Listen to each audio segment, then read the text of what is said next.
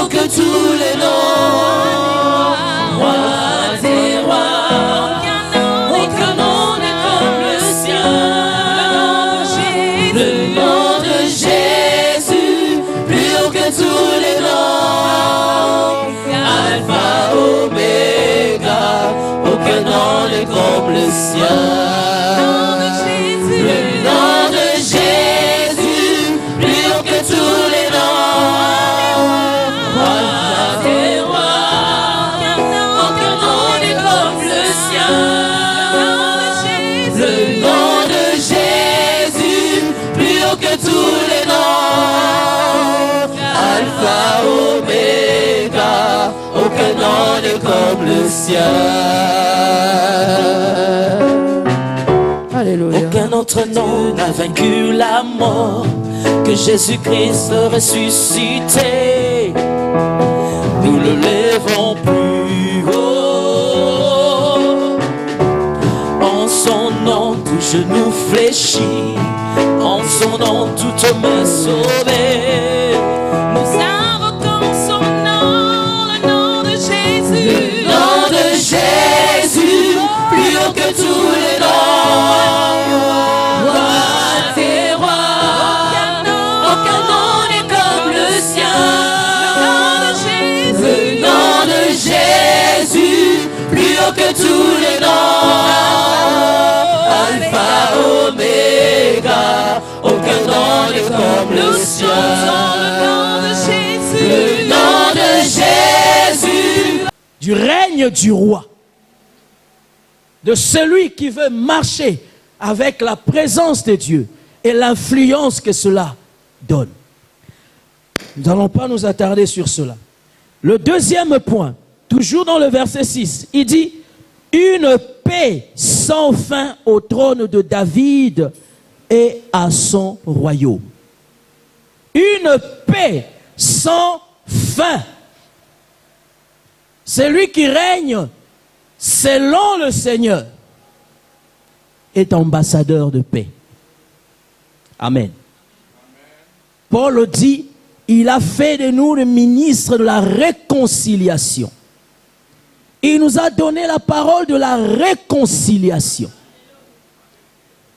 Et pour celui-là qui régnait lui-même, verset 5 de Ésaïe, prince de la paix. La manière dont il va régner, c'est en établissant la paix. C'est une personne qui cherche la paix, mais qui ne crée pas de conflit. Lorsque le conflit se présente, oui, il va gérer cela parce que lui, il cherche à établir la paix. La paix met fin à la guerre.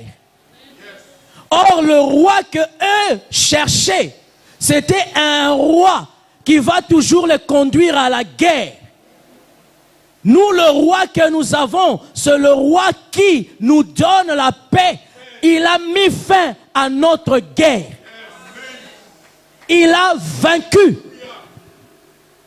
Si nous comprenons ça, nous allons aussi comprendre que le combat spirituel est quelque chose de simple.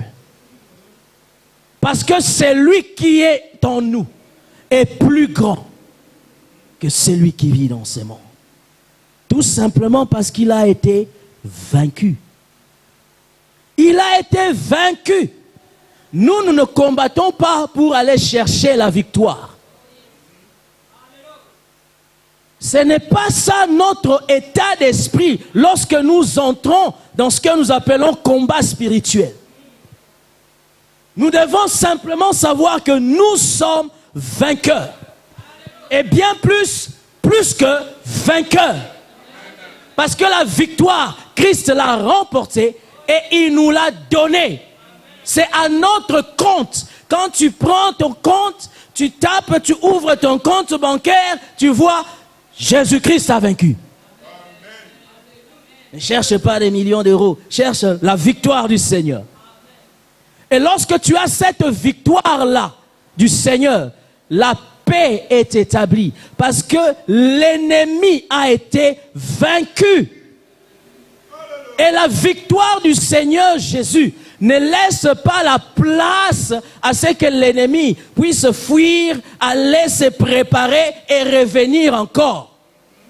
La Bible dit, il a écrasé la tête. Il n'a pas coupé la queue. Il a écrasé la tête. Il n'y a plus de retour possible. C'est un ennemi vaincu. Il veut faire peur. Et quand tu laisses la peur entrer, oh,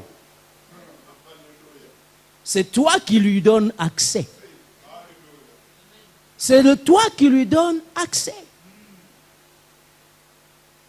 C'est pourquoi cet homme dit, lorsque je traverse la vallée de l'ombre de la mort, je ne crains aucun mal, car tu es avec moi. Ce n'est pas seulement que ta houlette et ton bâton me rassurent, c'est parce que toi, tu es avec moi. C'est la présence de Dieu qui est la garantie de sa victoire et de sa sécurité. Et cela établit la paix dans son cœur, même lorsqu'il traverse ses combats.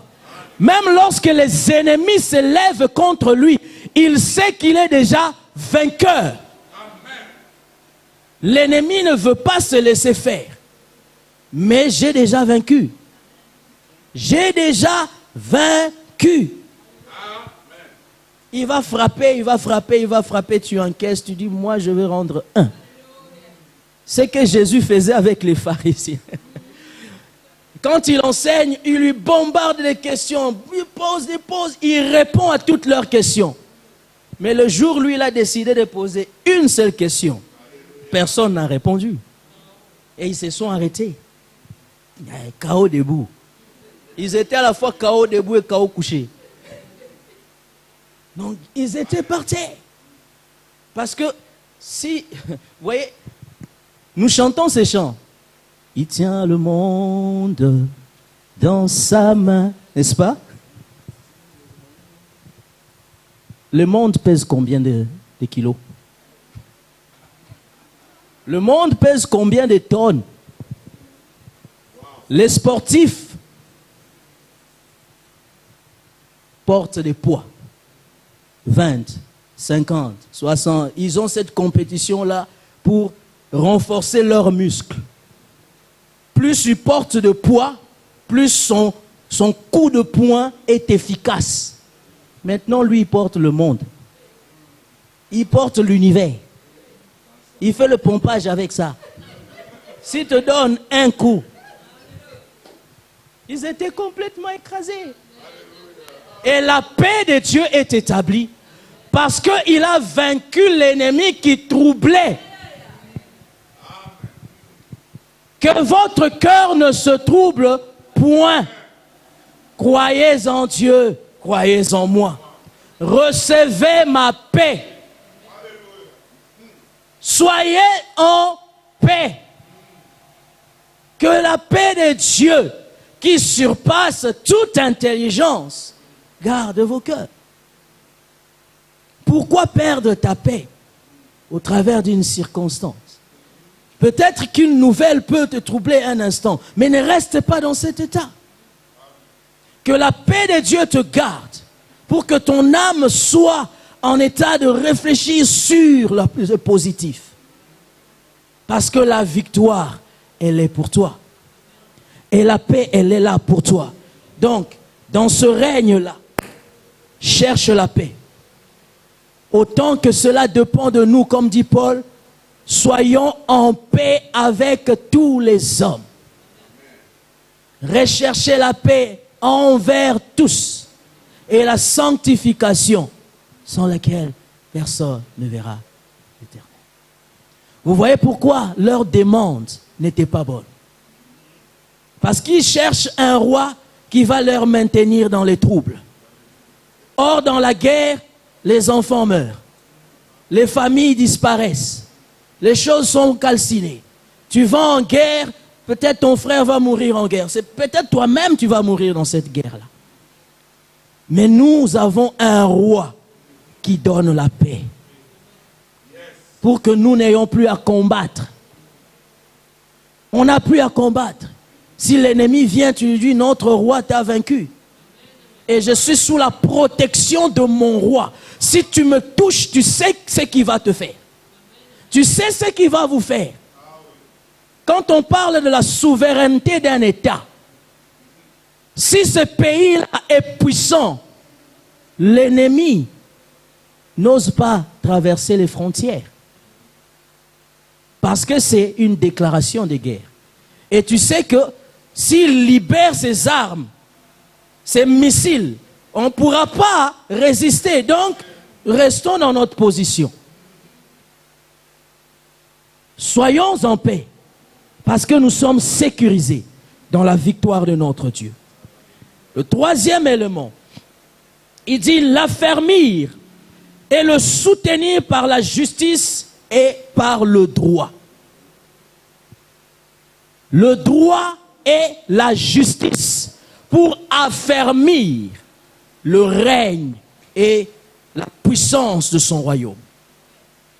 Parce qu'il a donné la paix, parce qu'il a mis la sécurité, parce qu'il apporte la croissance.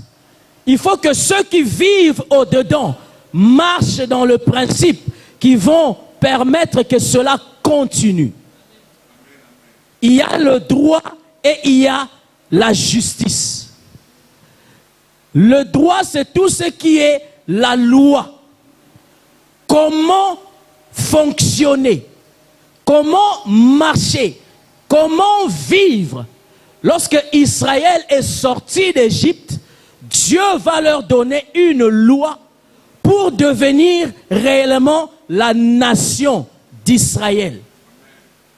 Ils sont partis du statut d'une famille où le père est en train de régner en donnant ses lois pour devenir un pays entier, une nation où le Seigneur est leur roi. Maintenant, c'est à lui d'établir la loi dans son domaine. Personne d'autre. C'est lui qui règne, c'est celui-là qui donne les lois.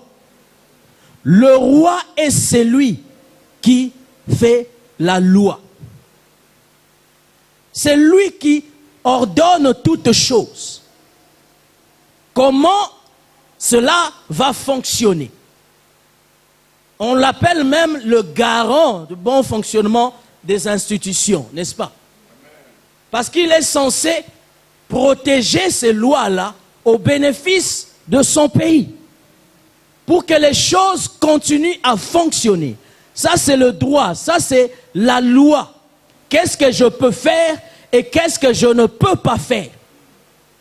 Mais il y a la justice qui fait appliquer cette loi. Lorsque tu es au dehors, il faut qu'on te ramène dans le droit. Et c'est là que la justice vient intervenir. Or, notre Seigneur est le juste juge. Il ne juge pas selon les apparences. Il juge selon la vérité. Parce que sa loi n'est pas faite pour nous mettre dans l'embarras. Sa loi est là pour notre bien. Et comprenez ici, je ne suis pas en train de parler de la loi de Moïse. Je suis en train de parler de la loi de Dieu en Christ, qui est la loi par excellence, l'amour. Le commandement nouveau que je vous donne, dit la Bible, c'est l'amour. L'amour de Dieu l'a conduit à établir tout en notre faveur. C'est l'amour de Dieu. Dieu établit sa loi dans son amour, parce qu'il veut notre bien. Il veut nous préserver, il veut nous bénir, il veut nous garder. Lorsqu'il règne, c'est son amour qui se manifeste. C'est son amour qui se manifeste. Il a accompli la loi de Moïse. Nous ne sommes plus sous la loi, nous sommes sous la grâce. Et dans la grâce, nous ne sommes pas dans le désordre. nous avons un principe qui est l'amour de Dieu. On lui a posé la question, quel est le plus grand des commandements? C'est quoi la plus grande de toutes les lois? Il dit, c'est l'amour. Aimer Dieu, aime ton prochain. Si tu fais ça, tu n'as plus besoin de la loi de Moïse.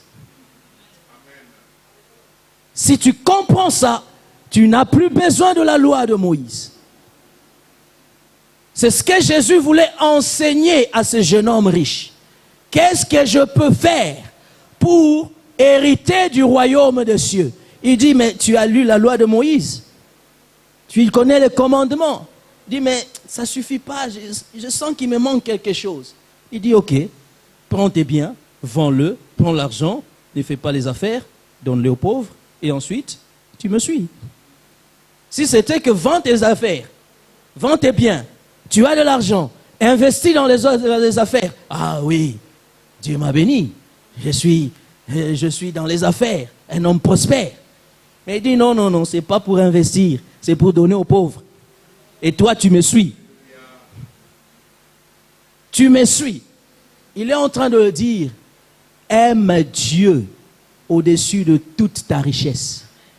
Et l'amour de Dieu en toi va faire que tu utilises ta richesse pour les autres. Mais parce qu'il n'a pas compris ça, il était triste. Il était triste. Et là, ça prouve qu'il n'est pas sauvé. Il ne peut pas être sauvé dans cette manière. Parce que quand tu es sauvé, c'est l'amour de Dieu qui te conduit. C'est l'amour de Dieu qui établit le contour de ta vie. Et quand tu aimes Dieu, tu aimes ton prochain. Et c'est cette loi qui va te conduire. Parce que tu auras cette phrase de l'amour qui va résonner dans ton cœur et dans ta tête. Ne fais pas à autrui ce qu'on ne veut pas et que tu ne veux pas qu'on te fasse. C'est dans le principe de l'amour. L'amour de Dieu nous conduit en cela. Et le dernier point ici, il dit, voilà ce que fera le zèle de l'Éternel des armées. Il est l'Éternel des armées. Mais dans ce zèle, cet amour brûlant, c'est ça qui le fera.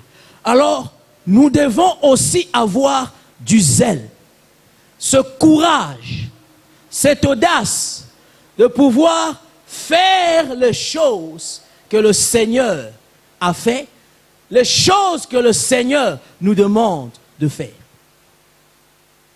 Parce que pour établir ce règne-là, il faut marcher. Nous disons, tout lieu où, n'est-ce pas? Qu'est-ce qui se passe? Il te donnera en possession. Mais si toi tu ne foules rien, tu restes chez toi, quelle domination tu auras? Quelle possession tu auras? Ton kajibi. Or, il faut donner de l'accroissement. Et pour cela, il faut marcher. Il faut marcher. Chercher des lieux où tu vas laisser des traces. Je ne parle pas de marcher dans la ville. De comprendre que nous avons besoin de grandir. Qu'il y a certains domaines dans notre vie que nous devons étendre. Pour dire que ici, j'ai toujours eu peur de le faire, mais maintenant je veux prendre en possession ces domaines de ma vie. Et il faut le zèle. J'ai parlé du combat spirituel, n'est-ce pas? Et le zèle n'en fait pas partie. C'est même les chaussures. Le zèle qu'apporte l'évangile de la paix. L'annonce de l'évangile. Mais il faut avoir ce courage-là de pouvoir parler du Seigneur. Non pas s'imposer, mais savoir que je suis dans le Seigneur et je dis ce qui est vrai. Je dis ce qui est vrai. Tu veux connaître la vérité? Voilà ce qu'est la vérité. Tu ne veux pas connaître? Il n'y a pas de souci. Dieu t'a créé libre. moi je ne veux pas te rendre esclave. Je ne veux pas faire de toi un esclave parce que je t'impose ma manière de faire. Alors que Dieu, qui est plus puissant, tout puissant, t'a laissé libre. Dieu aurait pu te faire de toi son esclave parce que tu ne veux pas. Mais il ne le fait pas. Pourquoi? Dieu ne peut pas violer ta liberté. Pourquoi moi je le ferais? Le zèle de l'évangile de paix. Voyez? Les zèles de l'évangile de paix. Pas l'évangile de la guerre. L'évangile de paix. Soyons zélés en cela. Et là, le véritable règne sera manifesté. Pourquoi nous n'allons pas dans d'autres religions? Parce qu'ils aiment se battre tout le temps. On a des raisons, chacun a ses raisons. Mais pourquoi nous sommes venus au Seigneur? Posez-vous cette question. Comment tu t'es converti? Le Seigneur m'a délivré. La délivrance, c'est pour te donner la paix. Le Seigneur m'a guéri. La maladie te troublait. La guérison t'a donné la paix. Il est prince de paix en tout. La maladie ne permet pas qu'il y ait l'accroissement en toi. Quand tu es guéri, tu peux faire d'autres choses. Tu es en bonne santé, tu peux travailler. Tu peux prendre soin de ta famille. Cela apporte de l'accroissement. Et le règne du roi fait cela. Et si tu es dans cette optique, alors marchons avec le Seigneur dans cette pensée. Le Proverbe 25, verset 2, un de mes versets favoris, il dit ceci: la gloire de Dieu, c'est de cacher les choses. Mais la gloire des rois, c'est de sonder les choses. Dieu est dans la gloire. Il est Dieu parce qu'il y a un mystère qui entoure Dieu. On ne peut pas le comprendre complètement. C'est comme ça qu'on dit les voies du Seigneur sont impénétrables. Ce n'est pas la Bible qui le dit. Hein? Ce n'est pas la Bible qui le dit. C'est les hommes. Les voies du Seigneur sont impénétrables. Si les voies du Seigneur étaient complètement impénétrables, la deuxième partie de ces versets ne serait pas la gloire de Dieu, c'est de sonder les choses. Parce que, qu'est-ce que Paul nous dit dans Corinthiens? Nous avons la pensée de Christ. Nous avons la pensée de l'Éternel. Jésus-Christ dit, je te rends gloire, Père, parce que tu as caché ces choses aux sages, mais tu les as révélées aux fils. Donc, il te permet de sonder ce qu'il a caché dans sa gloire. Ça veut dire que il te fait entrer dans sa gloire pour voir ce que tout autre homme ne peut pas voir. Et ce que les autres ne peuvent pas voir, c'est ces principes du règne du roi.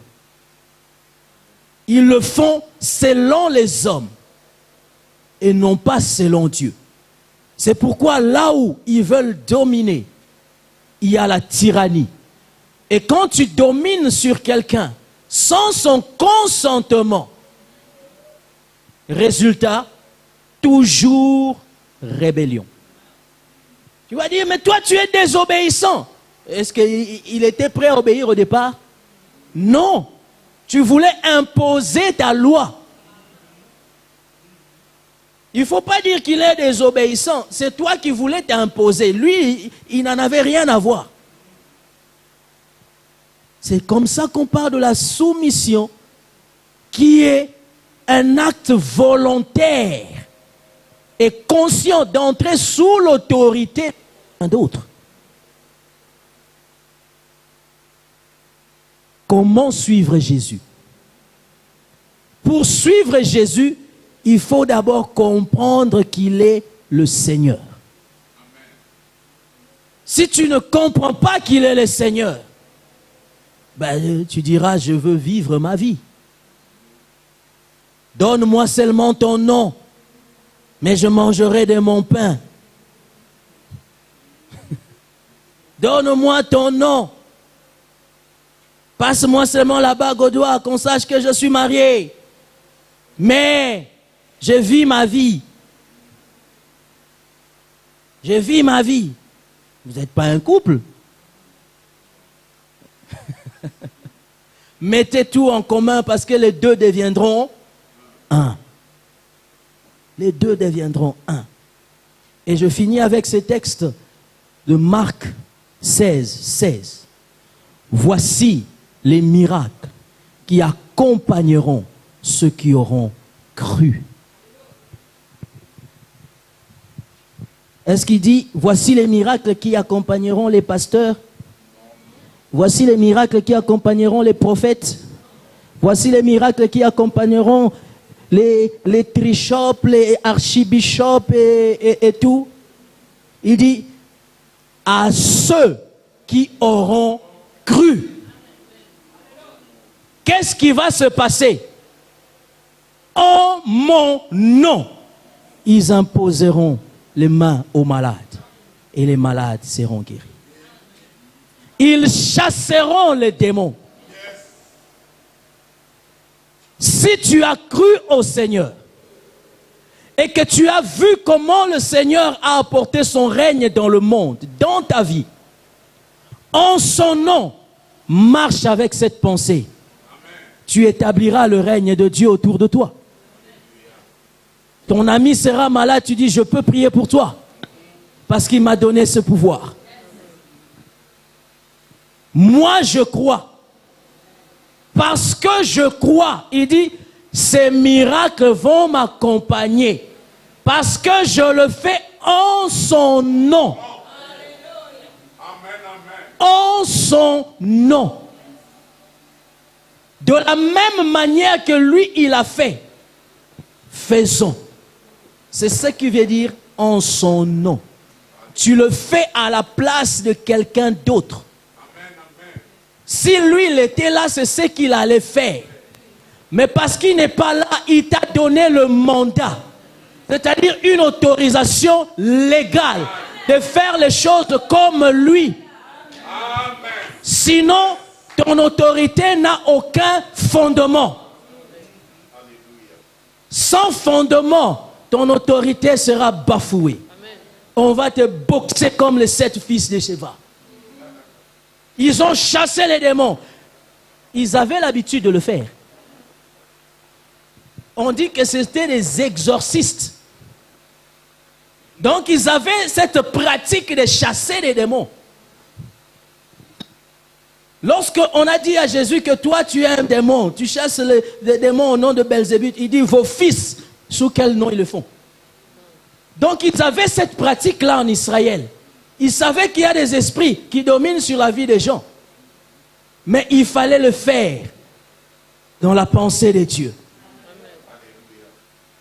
Et quand eux ils sont venus avec leur expérience et leur savoir, ça n'a pas marché. Ça n'a pas marché. Ils ont dit, nous connaissons Paul. Nous connaissons Jésus. Vous, on ne vous connaît pas. Oui, c'est bizarre. Hein? C'est bizarre. À la fin, Dieu dira, je ne vous ai jamais connu. N'est-ce pas? Dieu dit, je ne vous ai jamais connu. Mais là, ce sont les démons qui disent, nous ne vous connaissons pas. Tu n'as pas d'impact. Je me rappelle, il y a un moment où un frère voulait faire une délivrance. Il dit, j'envoie le feu, le feu. Le démon dit, moto, non, il dit, digi, digi. Le frère a arrêté, il est entré en jeûne pendant une semaine, on ne l'a plus vu. Alléluia. Donc, la présence de Dieu, la pensée de Dieu, qui apporte ce règne, parce qu'il est venu mettre fin à la domination de l'ennemi. Jésus-Christ est apparu pour détruire les œuvres du malin. Tout comme il est venu dans ce texte d'Ésaïe pour que les ténèbres qui régnaient disparaissent, que la désolation ne soit plus. Il nous donne ce mandat de pouvoir le répandre dans ce monde pour que son nom soit glorifié, que le salut entre dans chaque maison comme le salut est entré dans la maison de Zachée. Lèvons-nous, prions le Seigneur au nom de Jésus. Alléluia. Nous te bénissons.